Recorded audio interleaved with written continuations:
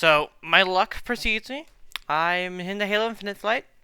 It's as of time recording this, it is it's Sunday, so it's think it's going to end either tonight or tomorrow morning. Can't remember exactly. So yeah, this video is actually just an unscripted little rambling of my thoughts, ideas, predictions, and other things about Halo Infinite so far. So, I think I should start with customization. I really love it so far. I think that, okay, the customization in Halo Infinite right now is kind of limited, and, but, like, it's pretty limited right now, but we know that there's going to be, like, sprays and, armor effects, kind of like, birthday party and inclement weather. One thing I generally, so yeah, so it's very Reach-like. I do like the battle pass. I feel like, okay, one thing I could say about one criticism so far is that the XP, the way you get XP, just feels kind of eh. I think it's only by challenges, and it seems like challenges are not daily, or at least I'm not. At least that's just in the flight. So get more XP just by playing it. Now with challenges, I don't know. Again, it could be just a flight thing. Okay, so also, my favorite part so far, in customization-wise, is the AIs. So far, the four we have right there are so fucking awesome. Fret is my boy. Fret is fucking awesome. Imagine the most base person ever existing. That's Fret. Fret is just so fucking. He's my boy. He's my boy. Also, I really like the fact that body types and voices seem to be separate. We can't equip new voices, and I'm pretty sure there's only male voices so far. And I don't even know there's female bodies. I don't know. Preset number 2 looks pretty female, but at the same time, I don't know. But for sure, I think actually in the we can't play as any female Spartans right now. But I'm pretty sure that there will be, because the bots have some bots have female voices. I think it could be like Halo 3. I know Halo 3 on the MCC has male and female voices. I can't remember if that's. I don't think it's in the base game, original Xbox. I think it's the. Anyways, let's just go on to the gameplay. I honestly think that this is a pretty solid Halo. I honestly, I've been having so much fun. I've been playing it nonstop over the weekend and the day, and yeah, over the past 3 days. And I essentially think how I just can feel about it is that it's like the good parts of Halo 3 and the good parts of Halo 5 with good Reach parts sprinkled into it. That's how I feel about it. I noticed that the zoom, there is 88. I mean, that's not, it's just smart scope. It's kind of like the cross between smart scope of Halo 5 and the basic just the binocular type thing in Halo 3 and other OG games. There is a slight change to, I think, how you fire weapons. I think that is, I can't remember exactly his name. I think it is Azoli. Probably in editing, I probably put in the thing, but I know for sure that his videos do show that the zoom affects firing, but not really drastically. It's a very minor change, and it probably only is really help for mostly long range uh things. So also on the movement side, sprint is kind of negligible, but I think it's needed because there's also the sliding. Sliding is only done by sprinting, and sliding seems kind of interesting in this game, as I can easily slide jump. I don't really slide jump in Halo 5. I haven't played Halo 5 in months, but it's very easy to do. Granted, it also probably my Titanfall 2 experience kind of made me do it, but yeah, the slide seemed kind of interesting in this game, as like Titanfall 2. I'm pretty sure Halo 5 is kind of like the you kind of when you slow down when you slide. Like, I mean, how can I say this? You slowly lose momentum when you slide, but I feel like in Halo Infinite, you kind of like have a steady pace of speed when you slide, and this could cause them. I mean, I already see videos of people kind of doing like cool ass tricks. Again, this is taking the coolness of Halo 5, which is its interesting movement mechanics, but kind of downscaling them a bit to focus more on the more, the typical sandbox style of Halo Infinite. Speaking of sandbox, I think the weapons are pretty solid. The weapon lineup so far is pretty interesting. I actually have an idea I'm probably going to talk about later because I think it's a really big thing that I don't think people are talking about. Is that. Oh, I'm not doing that. So essentially, what's actually kind of interesting is that, like, I think the commando is so interesting. Um, the it's essentially like a side grade to the battle rifle. It feels like that, where it's like almost like a. Essentially, it feels like a long range weapon that is extraordinarily powerful if you get used to its recoil. Like the BR is kind of powerful because it's BR, and like I think BR should always be kind of powerful in a Halo game. It's kind of a mainline thing. But the Commando seems like an interesting side grade, and it's also something we've never really seen in Halo before, like that kind of more slower paced automatic rifle. We've only had automatics and high rate automatics like the SMG and the SAW. This one is like a slower automatic, kind of giving me like a vibe of, I don't know, can't remember exactly. I can't remember what I'm tackling. It kind of feels like the new version of the DMR. I hope there is a semi-automatic rifle. We have not seen any of those actually. Also, the sidekick is also very powerful. It feels like the Halo 3 ODST Magnum. Actually, on the topic of Magnum, I feel like you can easily put in like the M60 Magnum as a slower paced, fire more heavy, like Deagle type weapon. How it kind of actually is, because the sidekick is a very high fire rate, kind of like, I think it's like, I don't know how much headshot it is. I gotta do some testing in the shooting range. So it's not the same thing with the M90 with the Bulldog. You can easily put the M90 at the slower firing rate, high damage shotgun. Speaking of shotguns, the Heat Wave is such an interesting. It obviously is like an evolution of the scatter shot in Halo 5, where it's really more into the whole ricocheting part. I mean, in Halo 4 and 5, it was basically just a shotgun that just ricocheted for some reason, and that's what made it special. This one has like a awesome like fucking like Dead Space style plasma cutter, like horizontal vertical type thing, so you can easily like long range engagements with the long range for a shotgun, type of thing.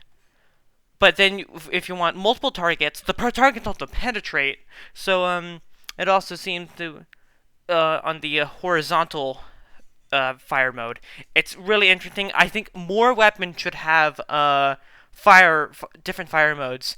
Actually, it's kind of interesting. What if in the future they added like an underbarrel grenade launcher type weapon with underbarrel grenade launcher, and that's a secondary fire? I think that would be interesting. I mean, I don't know. It's kind of again. It's the first for Halo. For Halo, we never really had alternate fires. We have had fire. We had weapons that changed how they worked with zooming in, but not like a full-on just like new type of way of firing. And I can't wait to see how this is changed in the future. I mean, this is added on in the future. I also really, really love the Ravager. It's like essentially it's like a mini incineration cannon from Halo 5. You know, you tap it, and it's like a burst explosive thing. But also there's also the you hold it down, it essentially creates like a pool of area effect of lingering damage. One thing I do recommend, I think they should do, is make it more visible. Kind of, I don't know, like at most, at least, just like add an outline at the edge of it to show damage, or make it more, and also probably color code it depending on the team you're on, because I don't know. Sometimes I don't know if a enemy or an ally pool because it's all just red. I know that kind of breaks the banish synthetic of it. It's just that I feel like I don't know exactly, and that could be some unnecessary damage. What else? What else? What else? What other weapon is there? The skewer. The skewer is amazing. The skewer, I love it. It gives me such. Essentially, it's like a heavy-duty Half-Life 2 crossbow, and I think it's amazing side grade to the sniper rifle because it really is like a. The thing is, the sniper rifle and its equivalent, the beam rifle, have always been the same thing, other than like the beam rifle is plasma based, so it has a like overcharge and whatever. Oh yeah, overcharge or whatever. But this one seems interesting because it's essentially, I don't know if the sniper rifle, the base, like the NUNT sniper rifle projectile based. I have seen like some weapons are projectile based, like some bullet weapons, but the skewer is actually, like, I am really good at leading my shots with it, probably with my epic Quake skills and also just like Half-Life skills with it as well. But yeah, it's a really interesting, and I heard it's also an it's the anti armor, anti vehicle weapon in this. So yeah, actually that's again that's one thing I'm gonna talk about. Yeah, I'm gonna talk about what I want in future flights later. Um, essentially, so what else? The rocket launcher. Rocket launcher is actually kind of interesting. When I first the rocket launcher, it's like this is like the first game where the rocket launcher doesn't have its own zoom, and it just uses the zoom of. It's just interesting. It's actually kind of interesting. The bulldog. I didn't talk about that. The bulldog is again. It's kind of like a cool side grade that is possible for the M90. The N, the basic shotgun. Uh, any tweaks and oh yeah, the skewer. This is definitely I'm fine with it mechanically. I just wanted to pin enemy to a wall like a Half-Life 2 crossbow. I want that. That would be so hilarious. That just oh my god. I want that to happen, and it's just awesome. What other is on the weapon side? Well, I guess I could go on to the equipment. The equipment is actually awesome. We have so far have had experienced 3 equipments. The drop shield, and I think one major thing they should do with the drop shield is speed up the time it takes to move up, because you already take a time to deploying it to like setting it down. So why have like a long why have a long uh, arming time? Yeah, arming time. I feel like that's just it got me killed multiple times trying to deploy a thing, and I do really like the grid thing. So it's because that actually makes the drop shield actually. I mean, the drop shield is like the best drop shield in the game. Like the only other game had a drop shield with Halo 3, and let's just say I don't think anyone used it because the bubble shield was better. But this is such an interesting one. Actually, I should check if you are able to shoot out of it with like if you're not able to shoot out with plasma weapons, because you can't shoot through it with plasma weapons in the drop shield in Halo 3, but you can shoot it with the kinetic weapons. Also, by the way, also something that's also interesting is that there's also like in the corner of the your weapon readout, there's also symbols for the type of weapon it is. There's a kinetic symbol, a a plasma symbol, and it looks like a hard light symbol. I wonder what they're doing with hard light, because so far it seems kind of just like a like a data. It's still very used. Actually, wonder if that's what the all the that's actually something that actually, because one thing to make Forerunner, Promethean weapons, whatever they are, more unique is that all of them have a alternate fire. I think that's. I think we know for sure that there's one more Forerunner weapon, and that's like from a toy leak, and it's kind of just a weird fucking thing. Looks like a. I don't know exactly. I can't. I'm gonna put up the image there. I think. Oh right, we were talking about the equipment. The grapple hook is amazing. I can see there's probably some way to like grapple yeet or whatever. I can't remember the term in Titanfall 2. Is it was for the I know that I think I know I think of the yeet hook from Doom Eternal. That's the term for it, where you can like launch yourself. I think there could be a way to do that. Um, what other? We also have the threat sensor. I mean, just threat sensor. You know, it's your basic like area effect, like oh show enemies on wall hack type thing. I mean like but I mean, it's useful. I can't. I forgot to check if there's like multiple. I think they should have made it weapon. There should also have been weapon drills for equipment. Granted, I'm pretty sure that's actually the weapon drills we see. It's probably just the weapons that only are playable. That's also saying that we see the Hydra in the customization screen, but it's not anywhere in the game. You can't play that, use that anywhere in the game. And so yeah, but okay. So here I'm going with some interesting theories. Actually, no. Wait, no, no. Should I do this actually? Actually, no. Yeah, I'm gonna actually no. I'm gonna go talk about the maps. Livefire is pretty. It's granted it's the one I played the longest, so it's kind of the more basic one. It's kind of the more what you could say like the vanilla brand, but it's still interesting. I feel like there's too much open space. I think for sure, like put some cover in the open spaces a lot because it just feels like there are some major open spaces and yeah.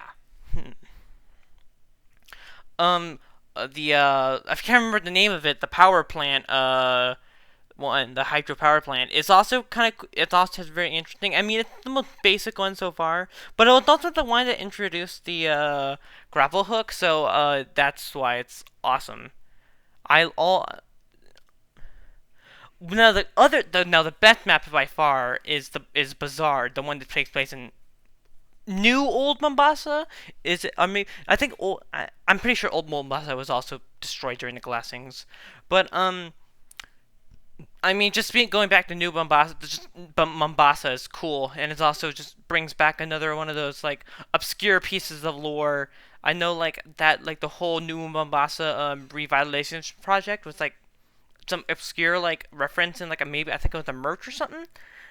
Um, the but like there's so much detail. It kind of feels like a. I love it when like they make city levels feel like an actual like place they live in. So like when like there's chickens and rats. I know we've seen chickens in the trailers, but there's also rats. So like can we add those in Forge, please? I want forgeable chickens and forgeable rats. Halo showed the picture of like Halo 3 rat, picture of Halo Infinite rat. So how far we have come. Yeah, but the chickens, cool, just good set piece. Granted, I also play on all low settings, so because I don't have the best rig for the game, I could probably play it. I could play it in medium, but I just like have it low to be most optimal. Granted, also it's still early, very early build, so optimization is not that good. I mean, like the final months, we're probably in, are very optimization heavy in game development. Uh, and so yeah, the maps are cool. Also, there's a Doom Easter egg on Bazaar. You can find a sticky note saying like the code is IDDQD. No, it's ADDQD, but it's IDDQD.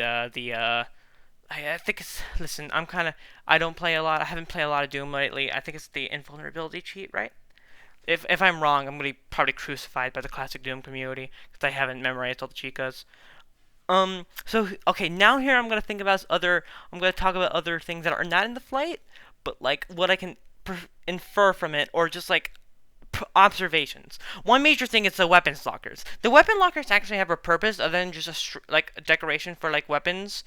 Is that they actually seem to be instead of every Halo game, I think minus the power weapons, Halo 5, they have all been set. All the equipment and weapons are set in stone. Granted, this helps with balancing and things, but the weapon racks actually seem to have better randomization to it. One time a BR can be a commando, and this is actually something I think I have noticed is that the BR and commando seem to swap places, and that's also why I said back that they're basically side grades. They're both like precision, long range, mid to long range weapons used. So this actually brings in. So you're not. So this is actually means that you can. I think I can't remember exact. I know for sure in Livefire. I think the the um. Listen, I can't. I know the weapon rack is the to the left of your spawn, and if it's like a commando, then the one north of it on like the little like bridge type thing, I can on the little like alcove thing would probably be a BR. I can't remember exactly. Um, Probably visualize this in the editing. So essentially, it's also the same thing with the Bulldog and the Heatwave. They are two both close range weapons that either the Bulldog or the Heatwave spawns. And same with the power weapons. I think the power weapons seem to be. Maybe this is probably it in Halo 5. I can't remember exactly. But either go from no, for live fire, it either goes from a skewer or sniper. And so essentially, other weapon racks have the plasma carbine. I swear to God, I'm gonna confuse the carbine, plasma carbine. So and the plasma pistol. So my theory is that they have counterparts. They have counterparts just not in the flight, and I can probably I can probably predict which one it is. For the plasma pistol, the counterpart is the disruptor pistol that we have seen like a little bit. I don't know where the name. I know I was talking about this, and someone in a server I was talking with mentioned that the name of that pistol is the disruptor, and by the name and sounds of it, it sounds like a utility weapon, kind of like how the plasma pistol is. So I'm thinking like plasma pistol and disruptor are utility racks. So here's what I'm thinking: the BR Commando are precision racks. The Bulldog and the Heatwave are close range racks. The the Pulse Carbine and I think it's Plasma Carbine. I think it's something. The Pulse Carbine and the Plasma Carbine are they're like I keep on I'm kind of stupid. The Plasma Carbine is essentially uh going to be paired with this. I can't remember what it's called. I think someone said its name. Scavenger rifle. I can't remember exactly. It's stalker rifle. I think it's called. And that the plasma pistol would be paired with the disruptor, and the Ravager probably could be replaced with the Hydra, as in they're kind of like second. They're like explosive type of weapons. And with the power weapon spawns can either be the plasma, the gravity hammer, or the energy sword. We know for sure that the gravity hammer spawn in the power plant map is also energy sword because of the trailer. So it's either that's a weapon spawn, and then the one in live fire is a long range weapon spawn because we have the skewer and the sniper rifle, and then so the Spanker probably has like either like a fuel rod or like the banished equivalent in this game. We know for sure. I'm pretty sure there's going to be a banished equivalent of a explosive, like a explosive launcher type thing. That's my theory. I think there could be more things. I mean, also there probably could. I think also maybe some like the equipment in the game, the equipment spawns are not final because I feel like each map would have like the same equipment maybe. And it's just that in the flight they made it so each three maps have three different equipment to showcase them one at a time. So actually, going next, um, I know I kind of want to talk about. There's been a data mining. I'm not. I have not been. I heard also. Yeah.